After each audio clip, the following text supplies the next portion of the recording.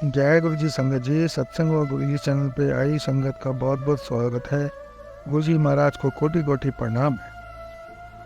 गुरु जी महाराज का यह सत्संग बहुत ही सुंदर है और बहुत ही महत्वपूर्ण है। जिस किसी को दर्शन नहीं होते हों, जिस किसी का काम नहीं बनता हो, गुरु जी कैसे बनाते हैं, यह सुनिए इस सत्संग के अंदर। यह सत्संग सोनिया आंटी का है। सोनिया आंटी ने अपने पति से जो सुना था वो हमारे साथ शेयर किया। यह बात 2020 की है, जबकि 12th के रिजल्ट के निकले थे और उनके बेटे की एडमिशन कहीं भी नहीं हो रहा था। कई जगह उन्होंने एप्लीकेशंस भरने के बाद कहीं भी उनका नंबर नहीं आया। एक दिन अंकल के दोस्त का फ़ोन आता है कि भाईजान यह साइड है, इसको देख लीजिए, रात 12 बजे तक के लिए इसको भर दीजिएगा, बाकी अल्लाह पे छोड़ दीजिएगा। मैं कहा ठीक है, मैं बाकी भगवान पे छोड़ देता हूँ, जो करेंगे गुरु जी महाराज अपने आप करेंगे। वह मैं फॉर्म भर देता हूँ, उसकी फ़ीस भर देता हूँ। तकरीबन 15 दिन बाद कॉल आती है कि आपका ऐसे ऐसे एडमिशन के लिए आपको बुलाया गया है और वहाँ जाना पड़ेगा। बेटा बोला पापा वहाँ जाना पड़ेगा, और अंकल चल पड़े। उस तारीख में, तारीख थी 7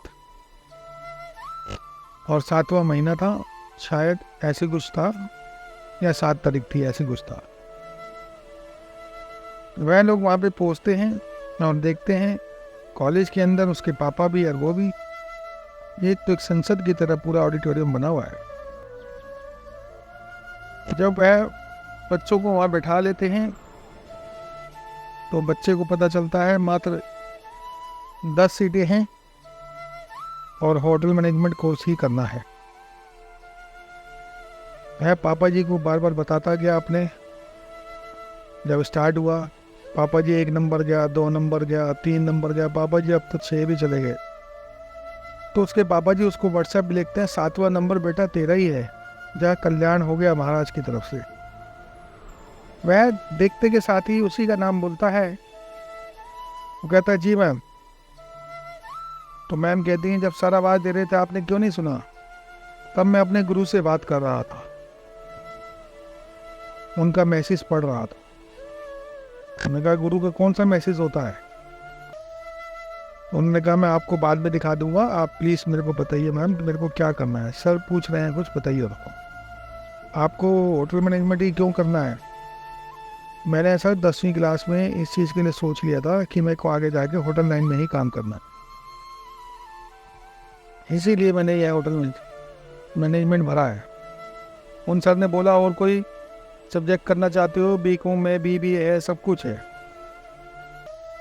अंकल ने मना कर दिया, क्या जहाँ गुरुजी महाराज ने जो सब्जेक्ट भरवाया है मैं उसी को करूँगा, आगे जो भी होगा देखा जाएगा। उनका फिर वो सक्सेसफुल हो जाता है और वो बोलते हैं कि भाई मेरा एडमिशन हो गया है, आपको भी मुबारक हो, गुरुजी महाराज का आशीर्वाद मिल गया मुझे, अब मैं जी तोड़ से मेहनत करूँगा और आगे बढ़ूँगा। उन्होंने इतनी बात कह के वह बाहर की तरफ आए और बोलने लगे लाइए इतने 1000 रुपये भरने हैं अभी। ऑनलाइन हमने वह पैसे भर दिए, अंकल ने बताया।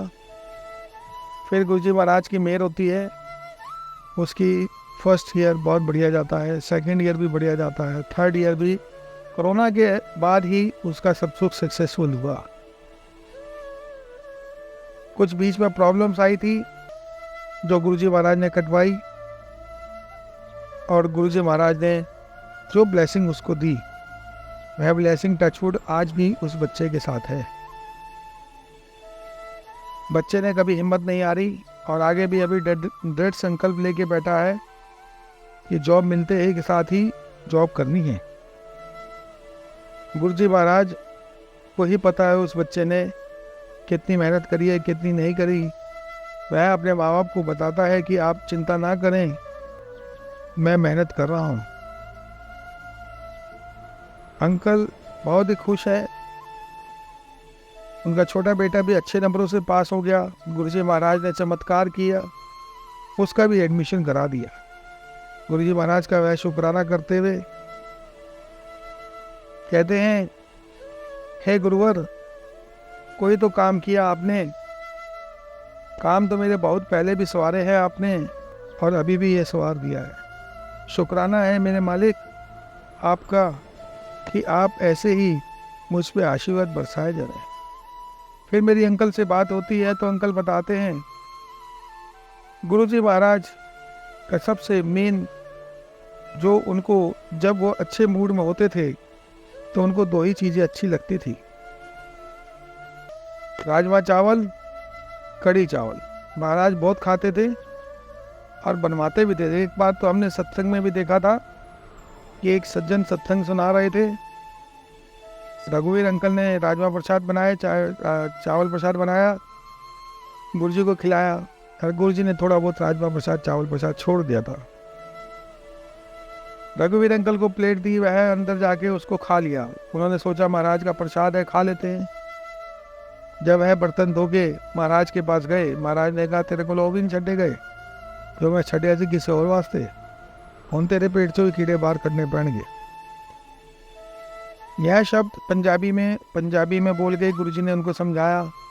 उन्होंने कहा, गुरुजी महाराज मुझे माफ़ कर दो, इंसानी रूप में तो यही सोचा कि यह प्रसाद आपने मेरे लिए छोड़ा है।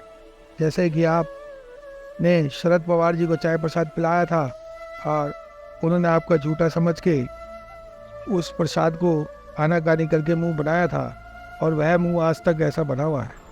यह आप देख सकते हैं, शरद पवार जी का मुंह आज भी टेढ़ा है। यह सुन के बहुत ही अच्छा लगा, अचंभा भी हुआ, लेकिन गुरुजी महाराज की ब्लेसिंग आज भी वैसी की वैसी है। आज भी गुरुजी महाराज वैसे ही करते हैं। डुगरी पंजाब जो जन्म स्थल है गुरुजी महाराज का, जहाँ उनका घर है, जहाँ अभी मंदिर बना है, आसपास में खेती नहीं होती थी, वह बंजर ज़मीन थी। वहाँ पे गुरुजी महाराज बचपन में अपने सांपों को बुला के उनके साथ खेला करते थे। जब गुरुजी महाराज को किसी ने देखा इस तरीके से खेलते, वो कहते सब कट जाएगा, सब कट जाएगा, तो गुरुजी ने कुछ नहीं कहा। गुरुजी अपना उठ के चले गए। जब वह थोड़ा सा टाइम बीता, थोड़े टाइम बाद उन्होंने गांव वालों को बोला, यह ज़मीन मैं ब्लेस कर देता हूँ चारों तरफ की, आज के बाद इसमें एक ही शर्त पे होगा। और वह गांव वालों को बोला गया था, शर्त भी क्या थी, कुछ नहीं थी, कि जब जब खेती होगी, उसके जब गेहूँ कट जाएगी, किसी भी प्रकार की खेती होगी, तो यहाँ पे गाड़ियाँ पार्क होंगी। आज संगत जी वो दिन देख के याद आता है, जिस तरफ आपने देखा होगा पार्किंग हर बार चेंज हो जाती है, उसका रीज़न यही है कि जहाँ खेती उगती है वह कट जाती है, कटने के बाद जब तक पार्किंग वहाँ पे नहीं हो जाती है, नया बीज नहीं डलता है। यह गुरुजी की बहुत बड़ी ब्लेसिंग है। गुरुजी महाराज ने यह पंजाब को, अपने गांव को पूरा ब्लेस किया। और आज भी जब डुगरी हम जाते हैं तो उनकी कोठरिया में, जहाँ पे वो बैठ के प्रतिज्ञा करते थे, पाठ करते थे, वह जगह देखते हैं तो आज भी हमें वह पुराने दिन याद आ जाते हैं। गुरुजी महाराज का बहुत बहुत शुक्राना है। उन्होंने दिल्ली वालों को चुना सबसे पहले, क्योंकि सबसे अभागी और पापी दिल्ली में ही बसते हैं। और गुरुजी कह के गए थे कि मेरी संगत सिर्फ मुट्ठी भरी होगी। वह मुट्ठी भर संगत कौन सी है, कहाँ है, कैसे है, सिर्फ गुरुजी महाराज को ही पता है। गुरुजी महाराज से आज तक जो भी बड़े मंदिर आया है, झोलियाँ ही भर के लेके गया है। मैंने किसी को नहीं देखा कि जो आज तक झोली भर के लेके ना गया हो। यह गुरुजी महाराज की बहुत बड़ी ब्लेसिंग है। गुरुजी महाराज का शुक्राना है। यह सत्संग मैं आज यहीं विराम करता हूँ। जय गुरु जी। संगत जी, अगर इस सत्संग में कुछ मुझसे गलती हुई हो तो इस पापी को बख्श देना। गुरुजी महाराज आप मुझे बख्श दो, मुझे और भी बख्शो गुरुजी महाराज, पूरी संगत को बख्शो, मेरे बख्शनहार सबको बख्शो। जय गुरु जी। संगत जी, जय गुरु।